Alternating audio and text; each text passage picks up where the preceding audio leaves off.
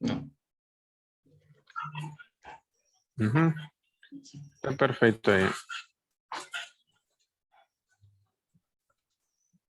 Ok.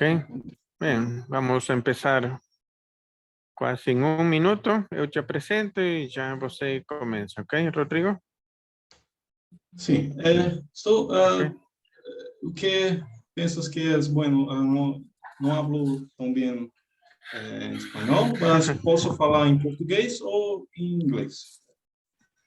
Tá, eu acho que...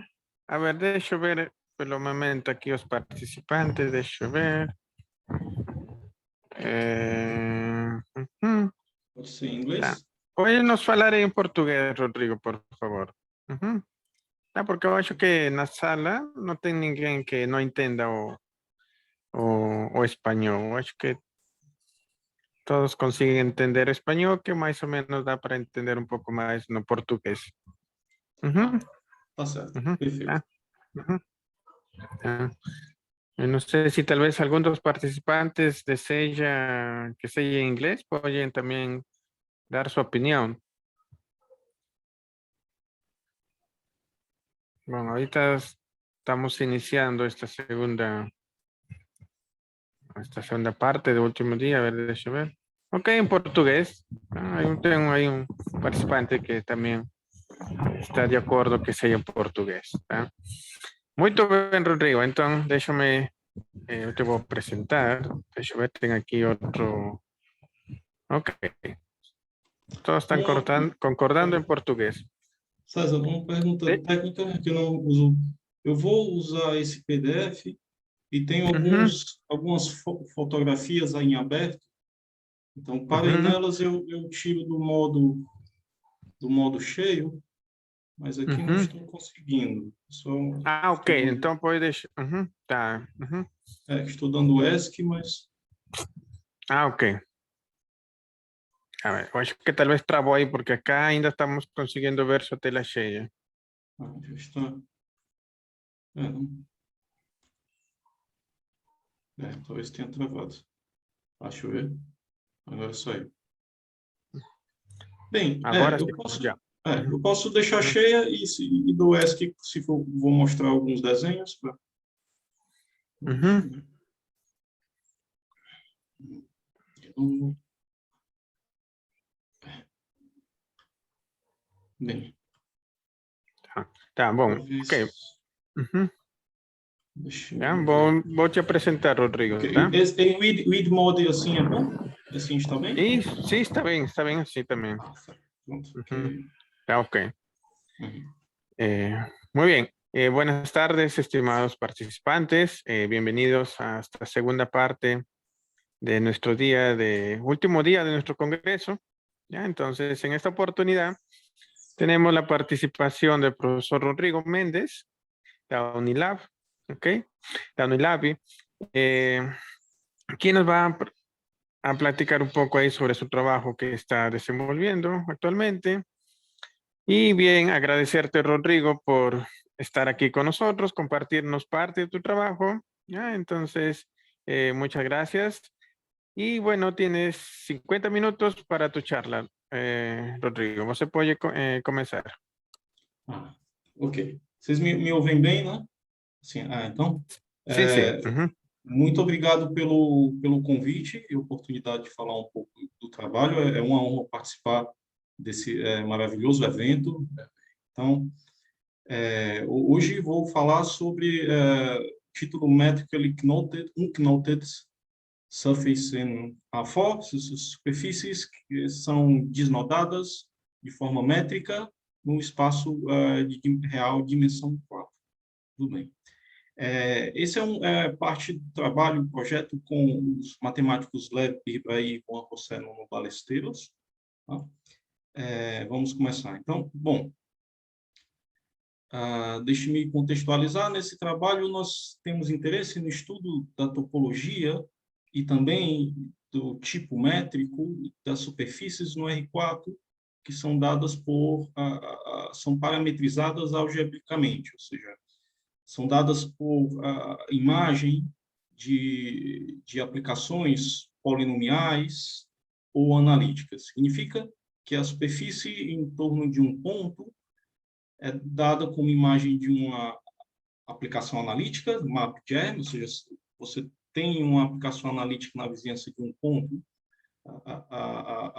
uma vizinhança possivelmente pequena, de tal modo que essa aplicação é um mergulho topológico, ou seja, é um homomorfismo sobre a imagem, e tem singularidade isolada, significando que essa aplicação, a sua derivada, ela tem posto maximal em todos os pontos, a menos do ponto singular, que no caso aqui a gente escolheu o zero, que não tem nenhuma perca. A menos de você mudar linearmente as coordenadas, você pode assumir que esse ponto é a origem do sistema, né? Do sistema do R4. Ok. Então, um remake importante é que o link, eu chamei de link, a interseção dessa superfície com esfera de raio epsilon, uma esfera tridimensional, no nosso caso, para um epsilon pequeno, um raio pequeno, isso fornece um nó. Então, no sentido de que a gente tem um S1, possivelmente entrelaçado dentro da três-esfera. Então, é conhecido que para um epsilon pequeno, todos esses nós são isotópicos. Isso é uma consequência chamado teorema de estrutura cônica em geometria algébrica real, que é satisfeito para conjuntos que são dados por equações ou inequações. Por exemplo, no caso dessa superfície, a gente não tem necessariamente um conjunto analítico, porque estamos no caso real, mas temos um conjunto, vamos dizer, quase analítico. Significa que, a menos de projeções e possível remergulho em outro espaço euclidiano, a gente pode assumir que é dado por equações, inequações, polinomiais ou analíticas. Deixe-me contextualizar. Por exemplo, eu fiz essa figura, digamos, um exemplo seria essa: você tem uma superfície, você intersecta com a três esfera, então você tem um S1 possivelmente nodado, aqui nó 8, de tal modo que quando você reduz, você também vai ver o nó 8 a menos de um, de um homeomorfismo. Isso não é exatamente um scaling, mas eles são isotópicos, você pode construir uma isotopia. Então, é uma consequência do teorema de estrutura cônica. Então, ok. Bom, uma motivação desse interesse em estudo topológico e métrico é o caso clássico de curvas complexas no plano complexo, ou seja, se você toma X como o algébrico ou o analítico dado pela imagem inversa de uma função analítica irredutível, então ela é um caso de uma superfície parametrizada como foi definido assim. Isso é consequência de um famoso, conhecido teorema de Puiseux, em geometria algébrica, que diz que, numa vizinhança do zero, nós podemos dar uma parametrização para esse conjunto, certo? E essa parametrização satisfaz exatamente essas propriedades. Ela é injetiva e também é uma imersão fora do ponto, possivelmente singular. Tá?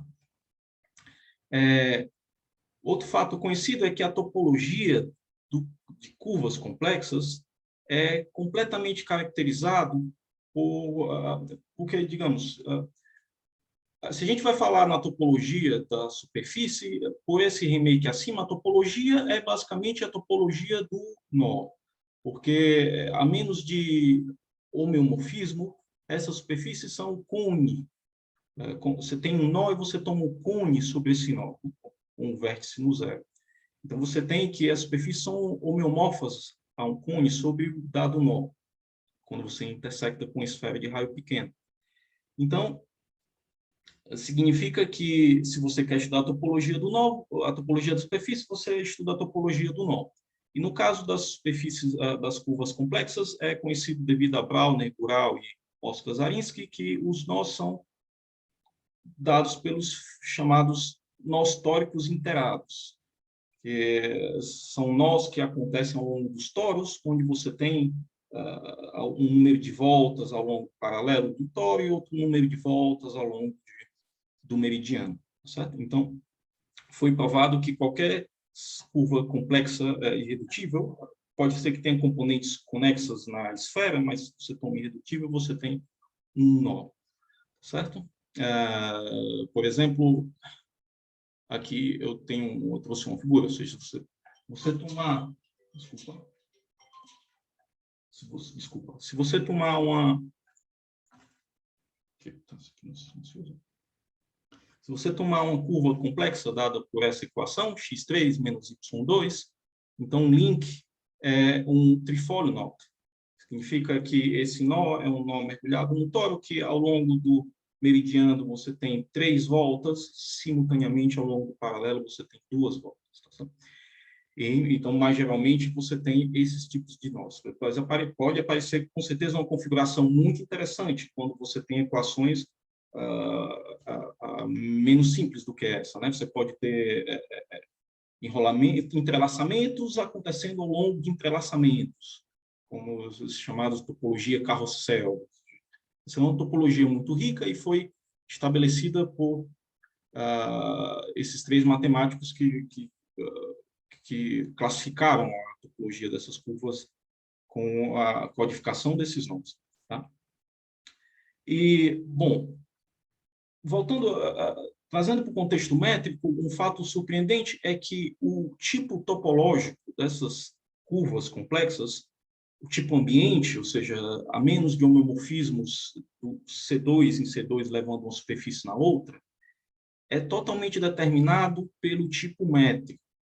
E o que eu quero falar como tipo métrico, isso foi provado por Fan Tessier em 1969 e depois por Alexandre Fernandes em 2003, significa que se essas superfícies são ambiente topológico equivalentes, tem um homomorfismo do ambiente que leva uma superfície na outra, isso é equivalente a você ter que essas superfícies são Lipschitz alter equivalentes, ou de outro modo, são equivalentes por uma quase isometria. Não exatamente uma isometria, mas significa que você tem uma aplicação que é um homomorfismo e as distâncias no domínio da imagem são comparáveis. Ou seja, isso aqui significa que elas, com distâncias, existe uma constante global em que, para quaisquer pontos fixados no representante, estamos falando do estudo local aqui, você tem distâncias equivalentes. Certo? Então, isso é uma primeira motivação de como o ingrediente métrico e o topológico se relacionam de forma muito interessante. Tá bem? Ok. Bem, então, bom, a pergunta é, bem, e como o caso de curvas complexas é um caso particular das superfícies que são dadas como imagens do plano real no R4, então é natural perguntar como é dada a topologia, ou como é dado o tipo métrico, né, observando essas superfícies como espaços métricos, no caso mais geral. Então, a investigação segue nessa direção. Deixa eu me dar algumas definições para contextualizar os resultados. Então, a primeira definição, notei por LNE, ou quase, conjuntos que são quase convexos, significa o seguinte: você tem um subconjunto do espaço euclidiano, que é normalmente mergulhado da maneira de modo Lipschitz. Essas duas noções, bem, quase convexidade é uma noção conhecida em análise, no contexto de geometria algébrica real, Lipschitz normalmente mergulhado é uma visão que foi introduzida por Lev Birbaí e Tadeusz Mostovski. Eles estudaram que superfícies poderiam, de que modo conjuntos analíticos algébricos poderiam ser mergulhados a menos de um isomorfismo métrico, satisfazendo essa condição de ser quase convexo, que significa o seguinte: sobre esse conjunto, você pode considerar a distância, vamos dizer, riemanniana, ou distância geodésica, que significa que você vai medir a distância tomando o ínfimo dos comprimentos de arcos retificáveis dentro do conjunto Z. Certo? Então, a gente denota por distância intrínseca dentre esses dois pontos. Né? Para caso de conjuntos que são analíticos ou quase analíticos, dado por equações e inequações, é possível mostrar que essa distância sempre está bem definida. Pode ter ambientes em que essa distância seja complicada, mas a menos de dizer que ela é infinita quando não podemos medir essa distância, de fato podemos definir sobre qualquer subconjunto. Então, quando essa distância é equivalente à distância euclidiana, ou seja, a gente tem duas maneiras de olhar a distância em um subconjunto do espaço euclidiano, ou a distância geodésica, que é essa que eu falei, ou simplesmente a distância euclidiana. Você pega dois pontos e mede o segmento no ambiente, e isso fornece a distância euclidiana. Quando essas distâncias são equivalentes, então a gente diz que esse conjunto é Lipschitz normalmente mergulhado. Tá certo? Deixe-me dar um exemplo, digamos, talvez intuitivo, dar um exemplo de quando isso não acontece, por exemplo. Se você pega, digamos, a cúspide real, que é um conjunto do plano dado por essa equação, x² menos y². Então, esse conjunto não é quase convexo, porque se você tomar uma vizinhança aqui do ponto, a distância euclidiana, que eu coloquei com um segmento pontilhado, ela vai, digamos, tem um comportamento até o ponto zero de ordem 3 elevado a 2. Né? Fazendo uma computação simples, botando equações paramétricas para esse conjunto.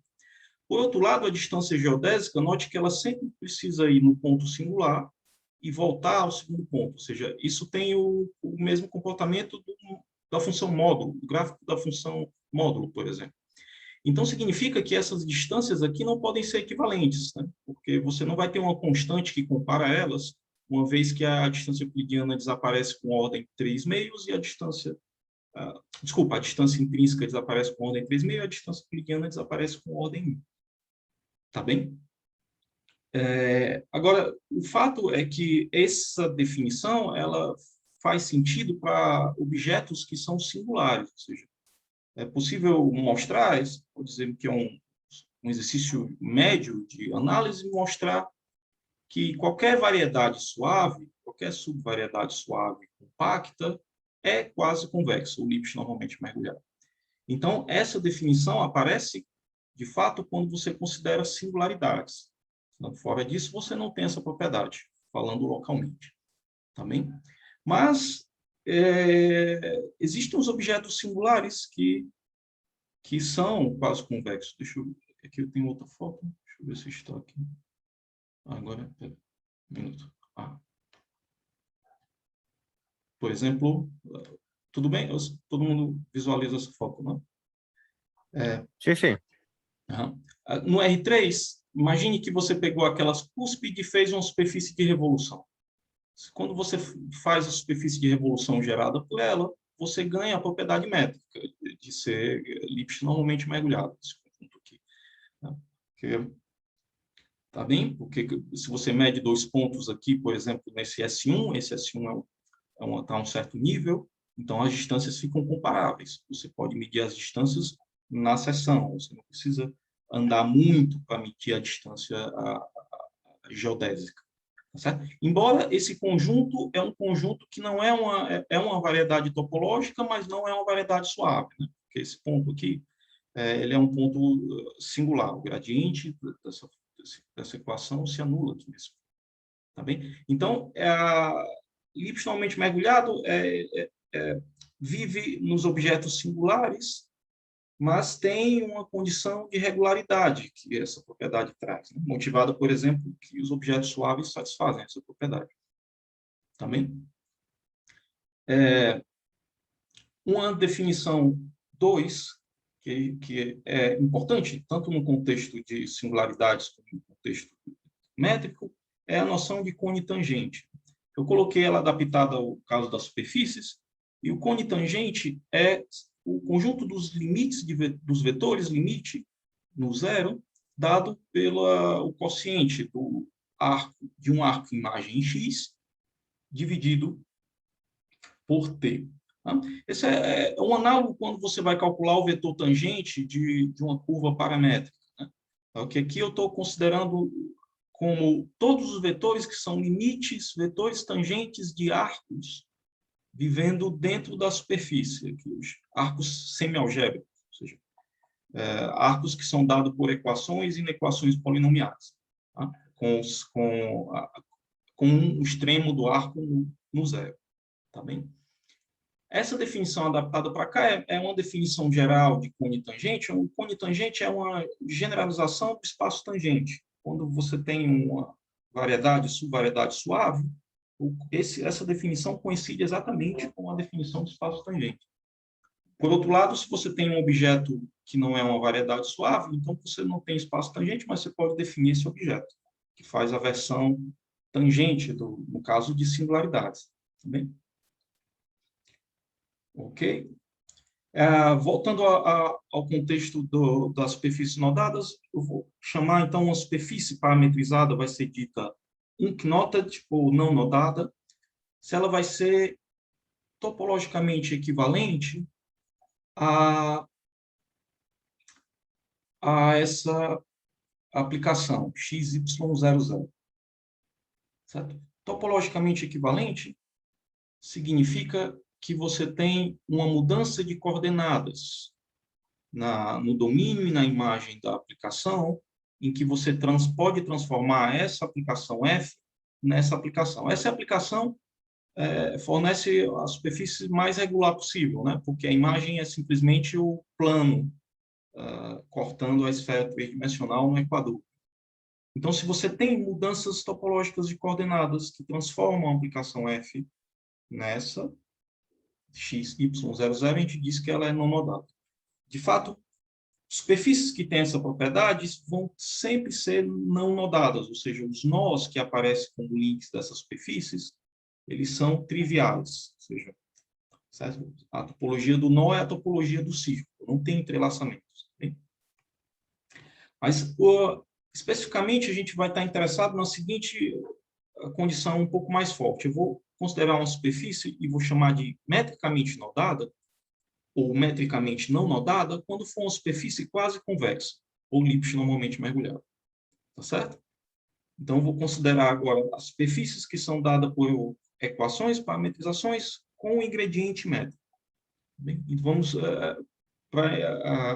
digamos, estudar como se comporta essas superfícies como espaços métricos, a gente vai considerar superfícies quase convexas. Certo? E essa definição é motivada por um forte resultado que foi provado por Alexandre Fernandes, pesquisador do Brasil, que trabalha aqui no Ceará, em Fortaleza, e ele mostrou que uma curva complexa, né, que a gente já viu que é uma superfície parametrizada, em R4 em particular, se ela for quase convexa, né, aqui é uma superfície irredutível. Então, ela é suave.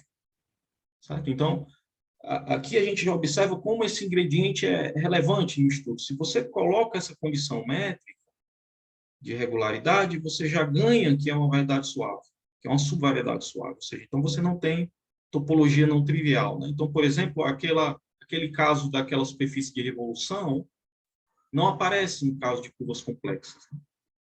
Tá bem? Então, novamente, isso motiva a pergunta mais geral. Ou seja, nesse caso, não existe arcos complexos, que são superfícies reais, que podem ser metricamente nodados, ou seja, que você vai ter uma topologia interessante, um possível entrelaçamento, de forma que as distâncias são equivalentes. Isso aqui não ocorre aqui, porque quase convexidade já dá suavidade.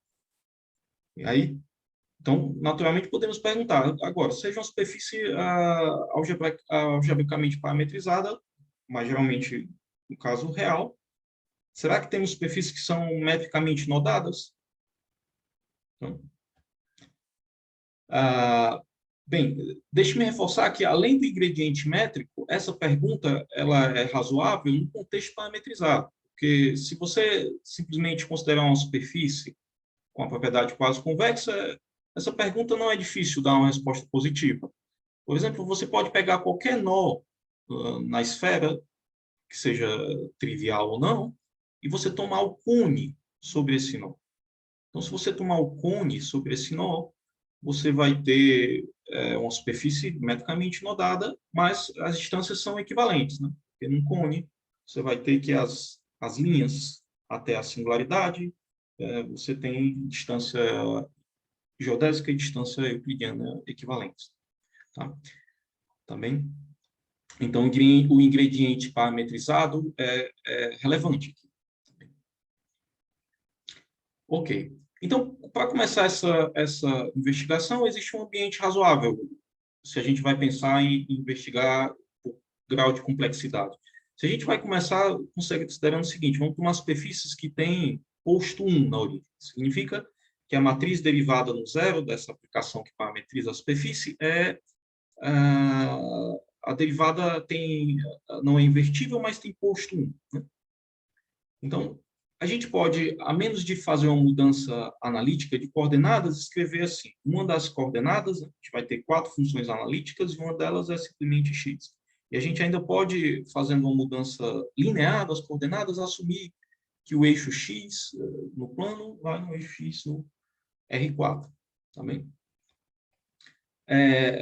Um ponto razoável dessa parametrização é que isso pode ser visto como um chamado folding, que é uma noção clássica em teoria de singularidades, que significa você pegar um objeto e deformar a 1 ou a k parâmetros e ver como essa família de deformações se comporta do ponto de vista topológico, métrico, suave. Então, observe que essa parametrização aqui pode ser vista como um folding, ou em português um desdobramento, tá, de uma curva espacial no R3. Né? Ou seja, imagine que você tem uma curva analítica, ou polinomial no R3, dada por na variável y. Então, você pode deformar na variável x. Então, a superfície x pode ser vista como uma deformação de uma curva espacial. Né? Então, esse tipo de parametrização eu vou chamar de uma forma normal de uma parametrização do caso superfície posto 1. Tudo bem? Tudo bem? Comentários? Posso seguir?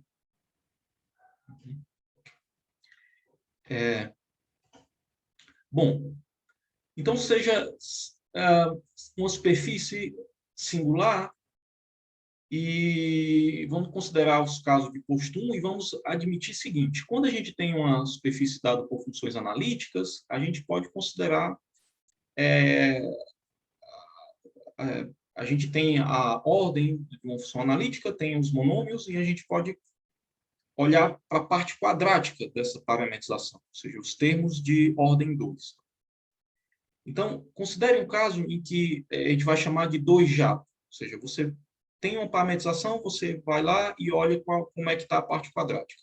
Então, se essa parte quadrática for equivalente a essas duas formas, xy ao quadrado 00, xy ao quadrado xy0, ou ainda, a menos de mudança de coordenadas, imagine que você pode ter uma parametrização em que uma das coordenadas é simplesmente o polinômio x vezes y. Tá bem? E isso a menos de uma mudança possivelmente suave das coordenadas. Você faz uma mudança suave das coordenadas para observar a parte quadrática.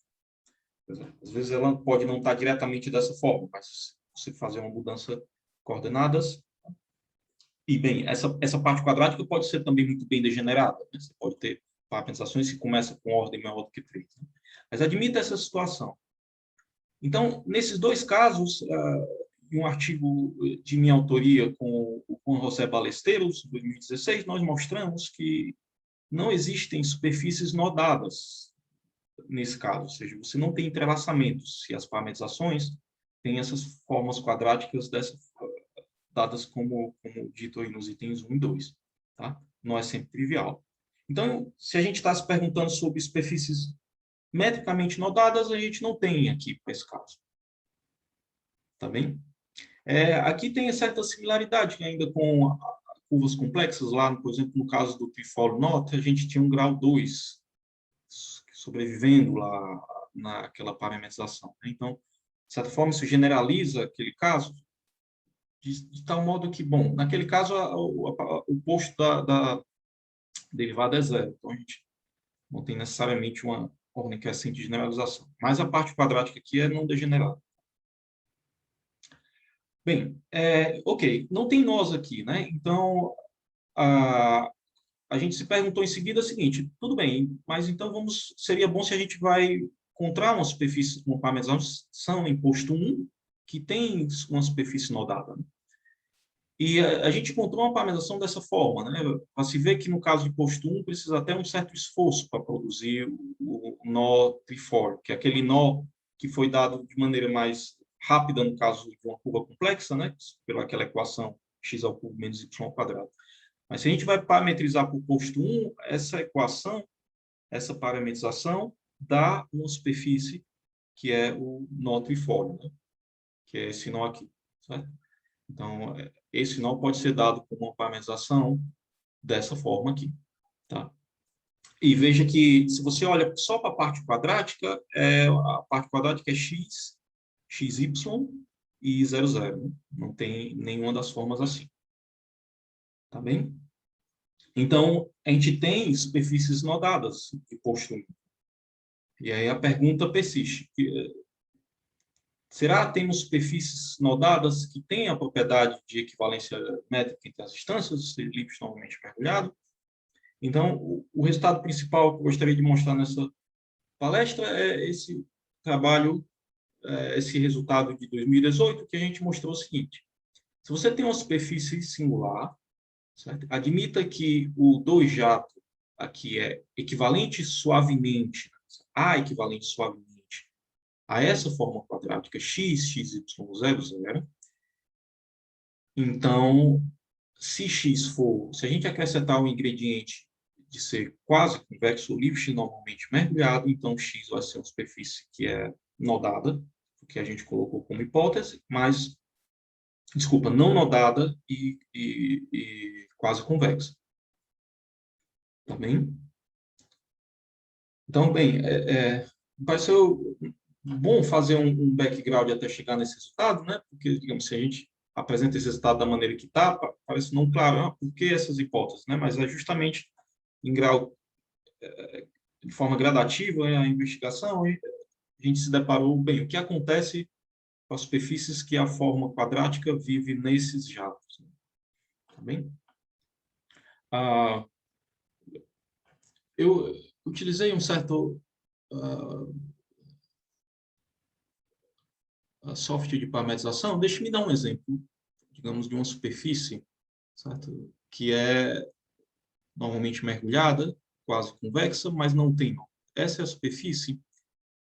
Ela é dada pela equação seguinte, é x na primeira coordenada, y ao cubo na segunda coordenada, x vezes y na terceira, e qualquer função de ordem, uma função analítica de ordem alta na quarta posição. Certo? Essa é uma projeção da superfície no R3. Então, essa é uma superfície singular e ela é quase convexa. Certo? De fato, ela é dada ela pode ser vista como uma superfície regrada por gráficos da função y ao cubo y. Tá? Bem, então, como esperado, a gente não tem entrelaçamentos nesse caso. Ok. Então, bem, deixe-me falar nesse tempo sobre os ingredientes desse resultado. E a estratégia geral é a seguinte. A primeira estratégia topológica é naturalmente, se você quer enxergar como é o tipo do entrelaçamento de um nó no R4, você toma uma projeção da superfície no R3. Tá? Então, se essa projeção for suficientemente genérica, ou seja, uma boa projeção, então, quando a gente olha para a superfície no R3 e intersecta com a esfera agora dois-dimensional, a curva que aparece nessa interseção fornece um diagrama do nó. Né? Então, de maneira clássica, você estuda nó fazendo projeção dos diagramas. Né? Então, a partir dos diagramas, você pode conjecturar se aquele nó é trivial ou não. Então, no caso de superfícies parametrizadas, você pode fazer uma projeção no R3, você tem a parametrização no R3 e você estuda inicialmente como é que é dada essa projeção. Uma segunda abordagem é você projetar no plano. Tá? Você também toma agora uma projeção, e aqui a gente usa o ingrediente do cone tangente. A gente olha para o cone tangente e tomamos o cone tangente bem posicionado em relação a essa projeção. Ou seja, significa que o núcleo dessa projeção não intersecta o cone tangente além da origem. Tá?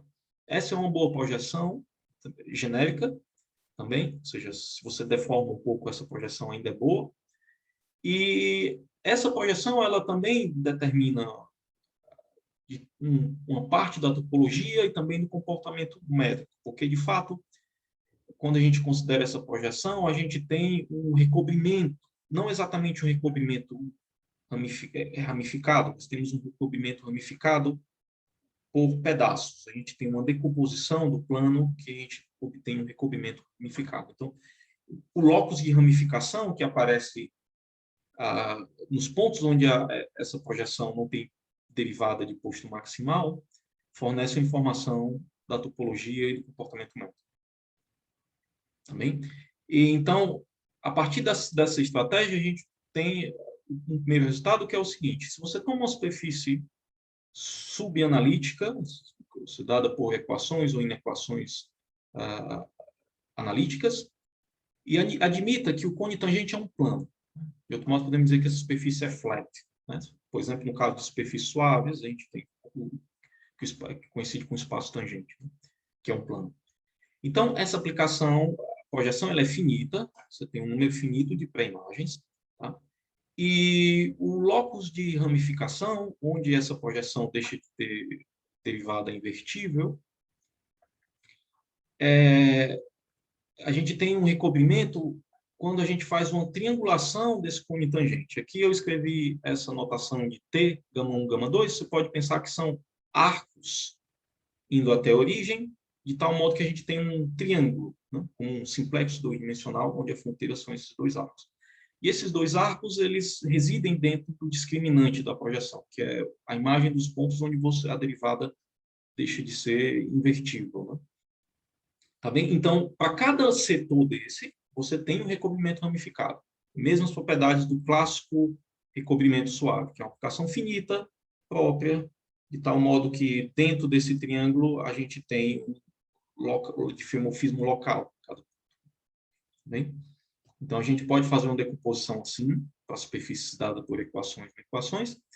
E um primeiro fato interessante sobre quando a gente põe um ingrediente de Lipschitz normalmente mergulhado, então, fora de um conjunto de densidade nula em X, a multiplicidade dessa projeção é 1.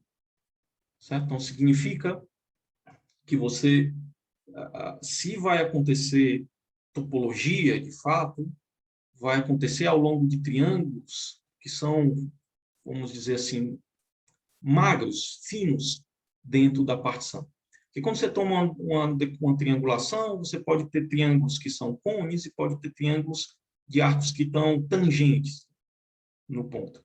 Então, o que esse resultado diz é que se a superfície é quase convexa, então possíveis entrelaçamentos e topologia vão acontecer em regiões de densidade nula. Tá bem? Aqui eu coloquei como remédio, ou seja, se a gente quer procurar topologia, nós não triviais, então a gente vai olhar para esses subgermes com densidade nula. São usualmente chamados de triângulos de Rubin. Tá certo? Talvez deixe-me mostrar uma figura, só a gente intuir antes de eu falar desse critério. Desculpa.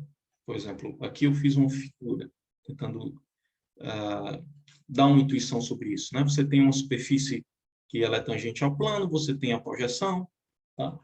E veja que os conjuntos dos pontos onde a gente tem a pré-imagem maior do que 1 acontecem em zonas que são finas, magras, dentro do plano, tá certo?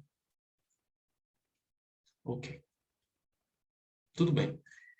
Bem, mas agora o ponto é o seguinte, que algo que não é simples em geral, como em conceitos matemáticos, não é boa coisa se a gente vai verificar propriedades a partir da definição. Ou seja, a gente viu que a definição de quasi-convexidade é simples né, de entender.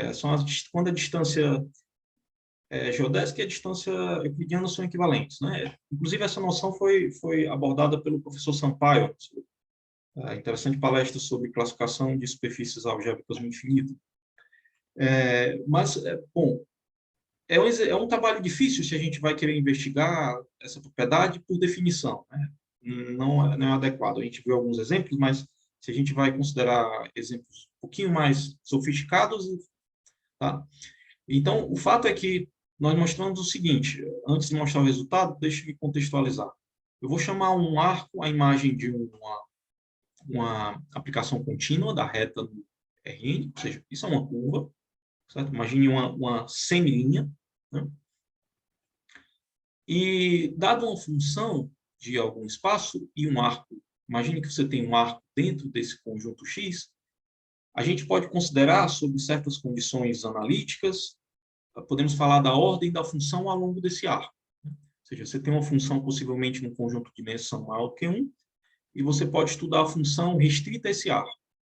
Então, se essa função tiver uma série que descreve ela, a gente vai chamar de ordem ao expoente mínimo que fornece essa série. Tá bem? Então, essa definição dada no contexto geral, ela é válida se a gente tem os arcos são arcos analíticos, dados por equações, mesmo com expoentes fracionários, se a nossa função também tem propriedades, o seu gráfico tem descrições analíticas ou algébricas ou semi-algébricas, digamos assim. Então, essa ordem é bem definida. Então, essas duas definições trabalham bem, por exemplo, no contexto de superfícies que são dadas por equações, ou conjuntos de dimensão maior. Agora, considere dois arcos analíticos. Tá? Então, eu vou reparametrizar esses arcos uniformemente. Significa que eu vou tomar uma parametrização compatível para os dois arcos, simultaneamente. Então, a gente pode definir dois números. O primeiro número eu vou chamar de ordem de tangência exterior, que é a gente medir, a gente toma a função distância dos arcos e olha para a ordem dessa função. Se esses arcos são analíticos, como a distância euclidiana é uma função semialgébrica, por exemplo, então a gente tem essa ordem bem definida. Então, a gente coleciona essa ordem.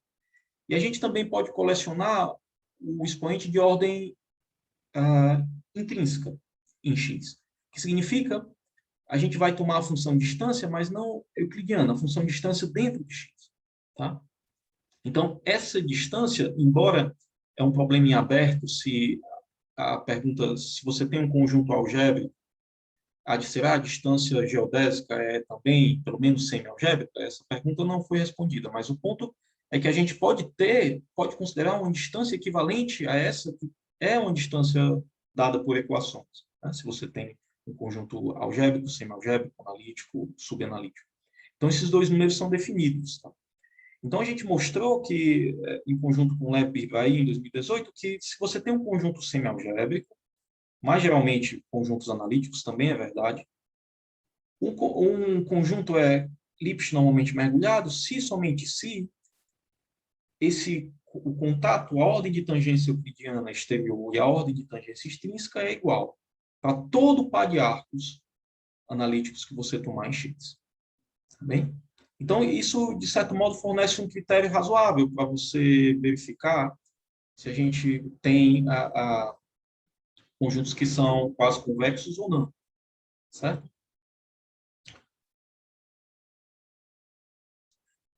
Em geral, esse critério, se ele é eficiente no sentido se você quer verificar que essa propriedade falha, basta você encontrar dois arcos que a propriedade falha. Né? Dois arcos onde a distância euclidiana é pequena, mas a distância geodésica precisa percorrer um caminho maior para ser realizado.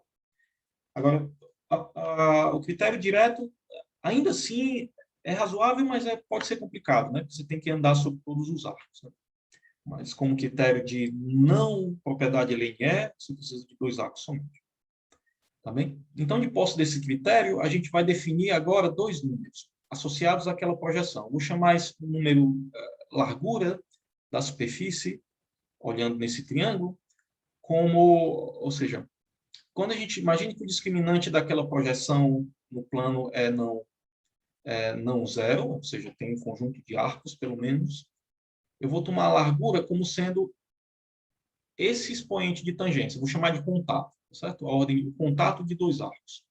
Então, eu posso dizer que a superfície, a largura da superfície restrita a esse triângulo T é simplesmente o contato desses arcos. Seria como se a gente olhasse a largura da superfície vendo daquele triângulo, né? Você está observando, tomando esse triângulo como referência, você mede a largura desse triângulo. Tá? E vou chamar de altura da superfície relativa a um arco gama dentro desse triângulo como o menor dos contatos de pré-imagem dos arcos. Tá? Então, você toma um arco dentro do triângulo e você olha para os contatos da pré-imagem. Observe que esses expoentes trabalham no sentido inverso, né? Quanto menor o expoente, maior é a distância, né? Do ponto de vista euclidiano. Tem essa inversão. Né? Quanto maior esse contato, menor é a distância. Então, talvez essa figura ajude para a gente ter uma intuição, né? Digamos, eu peguei um arco gama 1, gama 2 em azul, imagine que esse é um arco da curva discriminante, e peguei um arco gama, onde a superfície tem uma dobra, e olhei para as pré-imagens. Então, a gente mede esse número, dado pela ordem da função distância, e mede o número dado pela imagem de arcos que se projetam no mesmo arco. Tá bem? Então, um critério mais fino é que, se a superfície tivesse a propriedade de ter distâncias equivalentes, então essa largura sempre é maior ou igual do que a altura. Você não pode ter a igualdade inversa. Tá? Você, tem uma certa intuição, né? Antes da prova desse teorema, a figura ela traz uma boa expectativa, né? Porque, de fato, isso diz que se a largura for menor, é porque a geodésica tem que andar muito para realizar a distância. Né? Se você toma 2 arcos na fibra de um arco, a pré-imagem, então, se essa largura fosse menor, o arco tinha que dar uma volta, né? Do ponto de vista de comportamento assintótico, a gente teria, pelo critério de arcos mencionado anteriormente, que não poderíamos ter a propriedade de Lipsch normalmente mergulhado. Tá bem? Ok. Tá. Um comentário é que esse arco que é tomado aqui, ele é tomado um arco no meio do triângulo, digamos assim. No meio do triângulo significa que os contatos na fronteira desse arco são iguais. Seria como se você fizesse esse desenho. Tá? Mas isso não é exatamente as distâncias iguais, do ponto de vista de contato, né? De ordem de tangência. Certo? Ok, então com esses ingredientes a gente pode estabelecer a prova daquele resultado. Aí, primeiro, a gente vai agora trabalhar com as parametrizações. Então, voltando, né, lembrando, o nosso resultado é que, se você tem a propriedade Lipsch normalmente mergulhada e a parte quadrática é não degenerada, você tem o termo x vezes y, x, então a gente tem nós triviais. Então, a gente toma, mas geralmente a parametrização vai ser dada dessa forma, né? Se vive naquele 2 jato, tá? Onde os dois últimas funções são funções de ordem maior que a parte quadrática é degenerada, né? Para ficar exatamente com aquela forma quadrática, x, y, 0, tá bem? Agora, um resultado que a gente também provou nesse mesmo artigo é que o cone tangente dessas superfícies assim, em posto 1, são sempre flat, ou seja, ou é um plano, aqui eu coloquei um plano, mas também pode ser um half plane, tá? Dependendo se a ordem é par ou ímpar da variável y. Tá?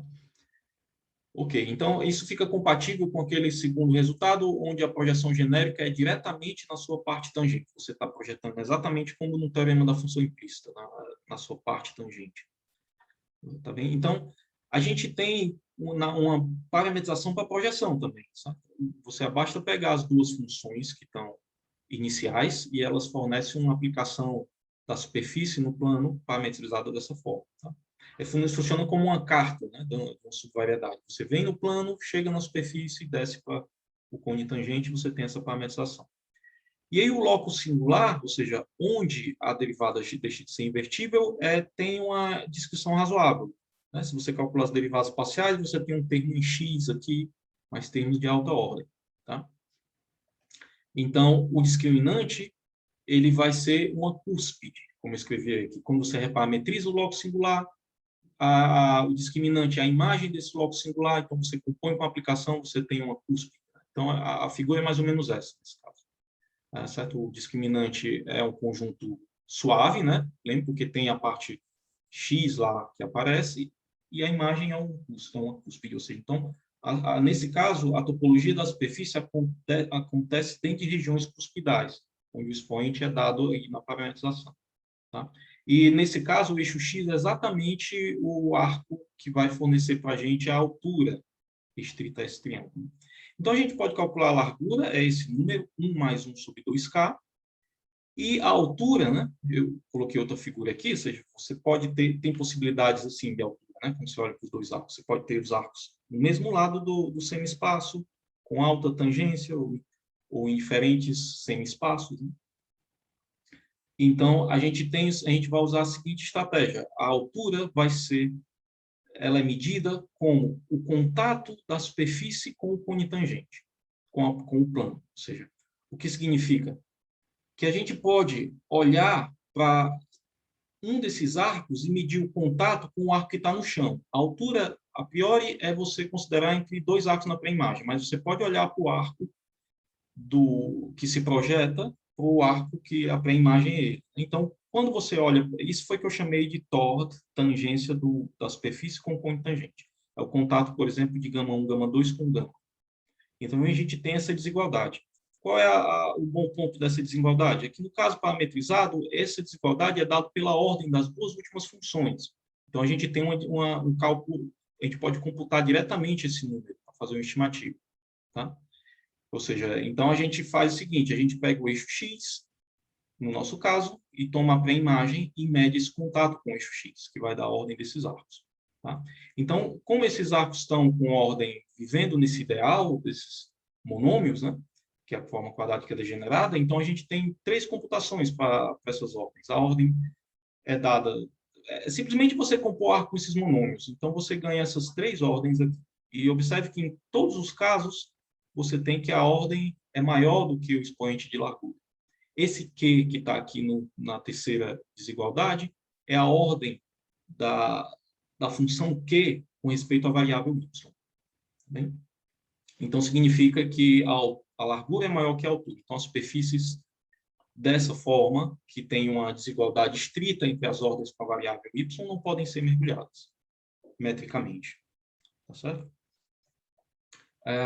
Desculpa, eu acho que meu tempo... Eu tenho quanto tempo, César, ainda? Já... Sim, pode ser 2 minutos mais, Rodrigo. Tá certo, obrigado. Vou tentar falar. Então, bem, por exemplo, aquela superfície que a gente tinha dado no início, que era o follow knot, observa o que acontece. É exatamente esse caso, né? Você tem superfícies respectivamente de ordem 3, 4 e 5. Né? Ou seja, uma superfície que é nodada e não satisfaz a propriedade de Lipschitz normalmente mergulhado. Então, a investigação, se a gente quer procurar superfícies que são Lipschitz normalmente mergulhadas, a gente tem que considerar essa condição de ordem aí. A gente tem que pedir que a ordem em Y da função que contém a parte quadrática seja maior. Né? Ou seja, aqui, esse fenômeno de altura maior que largura, do ponto de vista métrico, aconteceu quando a gente tem igualdade estrita, né? F2, F3, F4. Então, resta estudar o caso onde a ordem Y com respeito à variável F2 é maior. E aí, para fazer isso, a gente volta para a estratégia 1, que é olhar para a projeção no R3, para olhar como funciona o diagrama do nó. Então, a gente considera as três primeiras coordenadas e a gente calcula essa equação. O que é essa equação? Essa equação está detectando, observe que ela detecta o locus de não injetividade da parametrização. É justamente onde acontecem pontos duplos. E esses pontos duplos estão fornecendo justamente o diagrama da projeção do nó. Tá? Então, quer dizer, uma afirmação é que se a superfície não tem pontos duplos na projeção, então não tem nó. Né? Então, o que a gente vai mostrar é que para essas superfícies a gente não tem pontos duplos, se a gente pede que a superfície satisfaz essa ordem.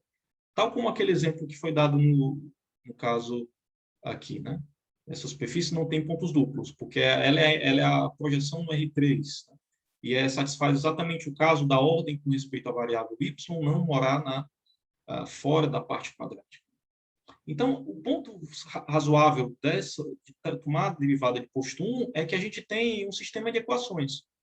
Observa, na parte quadrática tem essa primeira, na segunda parte a gente tem a segunda equação dada assim. Então, a gente resolve usualmente como um sistema de coordenadas. A gente vai isolar a variável x, de sorte que você pode isolar explicitamente. Então, a gente considera essas duas equações e olhamos para a parte inicial. Ou seja, a parte inicial ela vai ser dada quando você substitui x na primeira. Então, você vai ter uma função homogênea, ou pedaços de funções homogêneas na variável y1, tá? E a gente tem essa equação. Então, sumarizando, a equação de pontos duplos dessa superfície é dada por essa equação aqui. Agora, pelaquela condição das ordens, a ordem, a parte inicial dessa equação, ela é par. Tá? Então, bem, eu poderia explicar um pouquinho mais por que essa ordem é par, mas por questão de tempo, eu vou assumir, a gente mostra que, de fato, essa ordem é necessariamente par. Se fosse ímpar, a gente não teria, a gente voltava para o caso em que a superfície tem ordens crescentes. Tá? No caso par, a superfície é dada por essa equação, a parte inicial. E o ponto é que essa equação, observa que essa equação ela não tem soluções reais, ela só tem soluções complexas. Então, significa que se a parte inicial, o que eu estou chamando de parte inicial é a parte de menor ordem da equação. Né? Então, se a parte inicial não tem, ela é somente a origem, então é porque a equação, a solução da equação é somente a origem. Então, você não tem pontos duplos. Então, significa que essa equação não tem pontos duplos, portanto, não tem pontos duplos na projeção. Então, a gente tem nós triviais o tempo todo para essa parametrização, certo? E aí a gente termina esse resultado.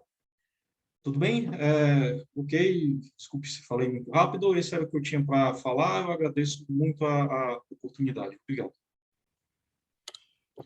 Maravilha, Rodrigo. Muitíssimo obrigado por la sua palestra. Vamos já te apresentar como parte do agradecimento da sua participação. Tá? Vou pedir que mi colega, por favor, comparta el certificado, ¿ok? Rodrigo, a gente vai te mandar esse certificado via seu e-mail, tá? Como parte do agradecimento aí de ter você como palestrante. Muito obrigado, Rodrigo. Obrigado, um forte abraço aí. É um prazer.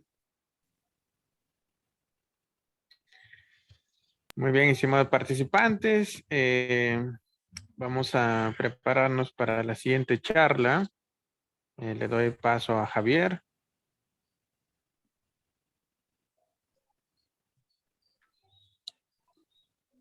César, Heidi va a presentar. Ok, adelante, profesora Heidi. Buenas tardes a todos. Vamos a preguntar si el doctor Basil ya está en sala. Disculpen, la grabación de Rodrigo pueden ya detener, creo que se sigue grabando todavía. Buenas tardes, soy Rusel Arón. Sí, me encuentro en las